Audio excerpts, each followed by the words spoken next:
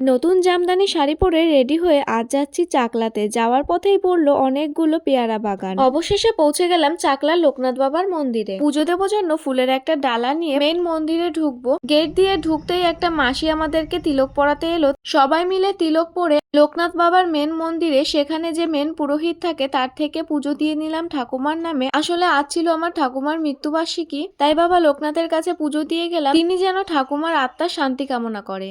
পুজো শেষে কিছু photo click করে এখান থেকে একটা ভিডিও করে নিলাম, যেটা মেন ভিডিওতে এমনি শর্টসে দেখতে পেয়েছেন, যার ক্যামেরাম্যান ছিল আমার মামুনি, মানে আমার শাশুড়ি মা। এরই মধ্যে বাবু টোকেন কাটতে না পারায় আমরা চলে এলাম প্রসাদ নিতে ঘুষ দিয়ে। সত্যি টাকা থাকলে হয়তো সবকিছু হয়। তারা আমাদেরকে যেভাবেই প্রসাদ দিক না কেন, আমরা কিন্তু ভক্তি ভরেই প্রসাদটা খেয়েছিলাম। এরপর মন্দিরের সামনেই বসে থাকা কয়েকজন গরিব দুঃখীকে ঠাকুমার নাম করে আমাদের সাধ্য মতো আর তাদের পছন্দ মতো কিছু খাবার এই হোটেল থেকে খাওয়াই। এরপর আমরা যাই মেলায় ঘুরতে। বাই।